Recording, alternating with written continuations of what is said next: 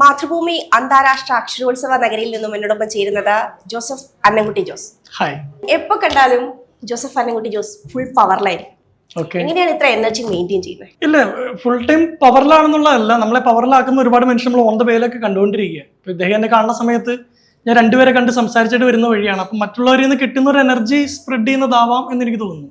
കൂടുതൽ സമയം ഇത്തരത്തിൽ ആളുകളുമായിട്ട് മിങ്കിൾ ചെയ്തിരിക്കാൻ സംസാരിച്ചിരിക്കാനൊക്കെയാണ് ഇഷ്ടപ്പെടുന്നത്. എനിക്ക് മനുഷ്യരുടെ ഇടയിൽ ആയിരിക്കാൻ ഭയങ്കര താല്പര്യമുണ്ട്. ഒന്ന് ചിലപ്പോൾ നമ്മൾ കണ്ടുപിട്ടുന്ന മനുഷ്യർ നമ്മൾ എഴുതിയ പുസ്തകം വായിച്ചവരായിരിക്കാം, ചിലപ്പോൾ അവർ വീഡിയോ കണ്ടവരായിരിക്കാം. അപ്പോൾ അവർക്ക് നമ്മൾ ആരൊക്കെയാണെന്ന രീതിയിൽ അവർ സംസാരിക്കും. അപ്പോൾ നമുക്കതൊരു സന്തോഷമാണ്. അപ്പോൾ maximum being in the crowd എന്നുള്ളത് ഞാൻ ഇഷ്ടപ്പെടുന്ന ഒരാളാണ്. ഞാൻ ഈ പുസ്തകം ചില സമയത്ത് എഡിറ്റ് ചെയ്യാനൊക്കെ ഡിസ്കസ് ചെയ്യാൻ പോയിരിക്കുന്ന ഷോപ്പിംഗ് മാളിലാണ്. വേറൊന്നുമല്ല, കുറെ ക്രൗഡിന് നടുക്കിരിക്കും, ആരെങ്കിലും ഒന്ന് പരിചയപ്പെടും, ചിലപ്പോൾ രണ്ട് നല്ല വാക്ക് പറയും. അതൊക്കെ നമ്മുടെ എഴുത്തിനെ പോലും ബാധിക്കുന്നുണ്ട്.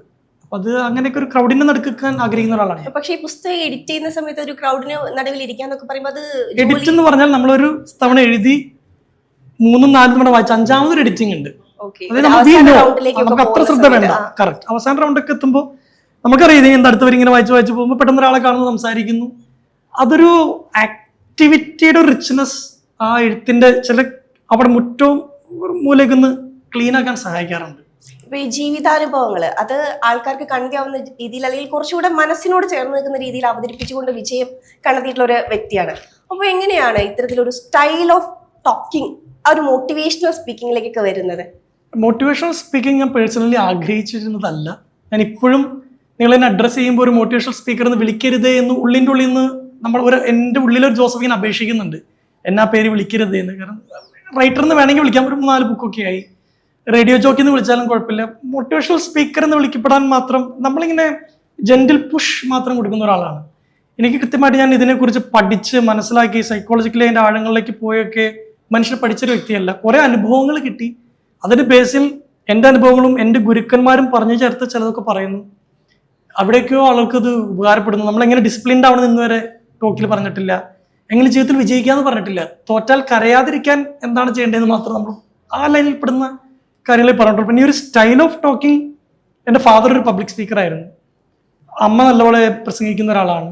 കുറെ കൂടി ജെനറ്റിക്കലാണ് ആവാം, അവരുടെ ഒരു മിക്സ് ഓഫ് ജീൻസിന്റെ ഒരു സംഭവമായിരിക്കും നമ്മുടെ ഈ സ്റ്റോറി ടെല്ലിംഗ് മെത്തഡോളജി വന്നത്. ആ ഒരു സ്റ്റൈൽ എന്തോ ഇഷ്ടമാണ് ആൾക്കാർക്ക്. ഇഷ്ടമാണെന്ന് തോന്നുന്നു. മോട്ടിവേഷണൽ സ്പീക്കർ എന്ന് പറയരുത് എന്ന് പറഞ്ഞു. പക്ഷേ താങ്കളുടെ ഇപ്പോ കറന്റ് നോക്കുന്ന വീഡിയോസിലാണെങ്കിൽ യൂട്യൂബ് ചാനലിലായാലും അങ്ങനത്തെ വീഡിയോസ് ആണ് ഒരുപാട് ചെയ്യുന്നതായാലും അപ്ലോഡ് ചെയ്യുന്നതായാലും ഒരു മോട്ടിവേഷണൽ സ്പീക്കർ എന്ന നിലയിൽ തന്നെയല്ലേ അത് ചെയ്തുകൊണ്ടിരിക്കുന്നത്? അത് ഞാൻ പറയുമ്പോഴും ജീവിതാനുഭവങ്ങളാണ്. ഒരു സ്ഥലത്തും എനിക്ക് തോന്നില്ല ഞാനിങ്ങനെ ഇങ്ങനെയൊക്കെയാണ് ജീവിക്കേണ്ടത് എന്ന് പറഞ്ഞിട്ടില്ല, ഒരു സ്ഥലത്തും പറഞ്ഞിട്ടില്ല. ഇങ്ങനൊരാൾ ഇന്ന സന്ദർഭത്തിൽ ഇങ്ങനെ ചെയ്തു, അല്ലെങ്കിൽ ഇന്ന വ്യക്തി എന്നോട് ഇങ്ങനെ ചെയ്തപ്പോൾ ഒരാൾ എന്നോട് പറഞ്ഞു അയാളോട് മാപ്പ് കൊടുത്തേക്ക്. I am telling stories. Story teller എന്ന് വിളിച്ചാൽ അതാണ് കുറെ കൂടി റൈറ്റ് വേ എന്ന് എനിക്ക് തോന്നുന്നു. പക്ഷെ കേൾക്കുമ്പോൾ ആളുകളെ സ്വാധീനിക്കുന്നത് കൊണ്ട് എന്നെ ആളുകൾ ഇൻഫ്ലുവൻസർ എന്ന് വിളിക്കാറുണ്ട്. അപ്പൊ എന്നെ ഇൻഫ്ലുവൻസർ എന്ന് ചിലർ വിളിക്കുന്നുണ്ടെങ്കിൽ ആ സ്വാധീനിക്കപ്പെട്ടവർ വിളിക്കാം, പക്ഷെ ഞാൻ എന്നെ ഒരു ഇൻഫ്ലുവൻസർ എന്ന് പറയാറില്ല. ഇവ പറയുന്ന കഥകൾ അത്രയും സ്വന്തം ജീവിതാനുഭവങ്ങളുമായി ബന്ധപ്പെട്ട് ചേർത്ത് വെച്ച് പറയുന്നത് തന്നെയാണോ? തീർച്ചയായിട്ടും. ഇത് നമുക്കതല്ലാതെ ഒന്നും പറയാനില്ല.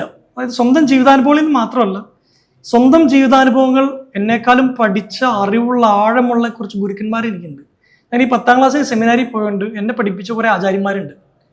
വലിയ മനുഷ്യരാണ്, ലോകത്തിന് അങ്ങനെ അറിയാത്ത, എന്നാൽ ഒരു മൂലയിലിരുന്ന് നമ്മളിങ്ങനെ തേച്ചു മിനുക്കുന്ന, നമുക്കെപ്പോഴും ആക്സസ് ഉള്ള വലിയ ഗുരുക്കന്മാർ. ഞാൻ എൻ്റെ സങ്കടങ്ങൾ അവരുടെ അടുത്ത് നിന്ന് പറയുമ്പോൾ അവരെന്നോട് പറഞ്ഞു തന്നതാണ് ഞാൻ ലോകത്തോട് പറയുന്നത്. കാരണം എന്നോടൊരാളിപ്പോൾ ഒരു സങ്കടം പറയുമ്പോൾ ഇതേ സങ്കടം 1000 തവണ ഏറ്റു പറഞ്ഞിട്ട് എൻ്റെ ഗുരു എനിക്ക് എന്താണോ പറഞ്ഞു തന്നെ അത് എനിക്ക് വർക്കായത് എന്നോട് വന്ന് പറഞ്ഞ ആൾക്ക് ഞാൻ പറഞ്ഞു കൊടുക്കുമ്പോൾ അത് അവന് വർക്കാവുന്നു. അപ്പോൾ എല്ലാം ചെയ്ത അനുഭവങ്ങളല്ല, എൻ്റെ ജീവിതവുമായി കണക്റ്റഡ് ആണെന്ന് വേണമെങ്കിൽ പറയാം. താങ്കളുടെ സംഭാഷണങ്ങളിൽ നിന്നൊക്കെ ഇൻഫ്ലുവൻസ് ആയി അല്ലെങ്കിൽ ജീവിതം മെച്ചപ്പെട്ടു അല്ലെങ്കിൽ എന്തെങ്കിലുമൊക്കെ മാറ്റം വന്നു എന്ന് പറഞ്ഞ ആളുകളൊക്കെ ഉണ്ടോ? ഇഷ്ടംപോലെ ആളുകളുണ്ട്. ഒരു വീഡിയോയ്ക്ക് 1 മില്യൺ വ്യൂസ് എന്ന് വെറുതെ സങ്കല്പിക്കുക, 10 ലക്ഷം ആളുകളിലേക്ക് എത്തിയാണ്. 10 ലക്ഷത്തിൽ ഒരു 9 ലക്ഷത്തിനും ഇതിൻ്റെ ഒരാവശ്യം ഉണ്ടാവില്ലല്ലോ. പക്ഷെ ബാക്കി 1 ലക്ഷത്തിലെ 1000 പേർക്കോ അല്ലെങ്കിൽ 1 ലക്ഷത്തിനോ ആ നേരത്തെ അത് വളരെ അനിവാര്യമായിരുന്നു കാണാം. അങ്ങനെയുള്ളവർ നമ്മുടെ അടുത്തൊന്ന് പറയും, ചേട്ടാ തകർന്നിരുന്ന സമയത്ത് പിടിച്ചു നിൽക്കാൻ സാധിച്ചത് ആ വീഡിയോ ആണ്. വേഗാനന്തര ലോകം എന്നുള്ളതാണ് ഇത്തവണത്തെ ഒരു ആശയം എന്നൊക്കെ പറയുന്നത്. അപ്പം താങ്കളുടെ ലൈഫിലും അല്ലെങ്കിൽ നമ്മുടെയൊക്കെ ലൈഫിൽ മാറ്റങ്ങൾ അനിവാര്യമാണ്, ഇങ്ങനെ മാറിക്കൊണ്ടിരിക്കും. അപ്പോൾ വായന എഴുത്തുമായിട്ടൊക്കെ ബന്ധപ്പെട്ട് ഇപ്പം 4 വർഷത്തിന് ശേഷം ഒരു പുസ്തകം പുറത്തേക്ക് വരികയാണ്. ഞാൻ ഈ വേഗത പുറത്ത് കൂടി കഴിഞ്ഞപ്പോൾ എൻ്റെ വേഗത കുറയ്ക്കാനാണ് ഞാൻ മാക്സിമം ശ്രമിക്കുന്നത്. ഈ വേഗാനന്തര ലോകത്തിൽ, വേഗതയുടെ ലോകത്തിൽ നമ്മൾ സ്വയം ഒന്ന് സ്ലോ ഡൗൺ ചെയ്താൽ കാഴ്ച കുറച്ചുകൂടി ക്ലിയർ ആണ്. ഇപ്പൊ വേഗത്തിൽ പോണ ട്രെയിനിൽ നമുക്ക് മരങ്ങൾ ഇങ്ങനെ പാസ് ചെയ്യുന്ന പോലെ തോന്നുള്ളൂ. സ്ലോയിൽ പോണ ട്രെയിനിലാണെങ്കിൽ മരത്തിലെ കിളികളെ കാണാം, പഴങ്ങൾ കാണാം, ഇലകൾ കാണാം. സോ ഈ വേഗാനന്തര ലോകത്തിൽ കടിച്ചു പിടിച്ച് ശ്രമിക്കുന്നത് എൻ്റെ വേഗത കുറയ്ക്കാനാണ്. ഏതായാലും ശൈലിയാണ് ജോസഫ് അന്നംകുട്ടി ജോസിനെ നമ്മളിലേക്കൊക്കെ ഇഷ്ടപ്പെട്ട ഒരാളാക്കി മാറ്റുന്നത്. അപ്പൊ ഈ സമയമില്ലാത്ത സമയത്തും നമ്മളോട് സംസാരിച്ചതിന് നന്ദി. നന്ദി.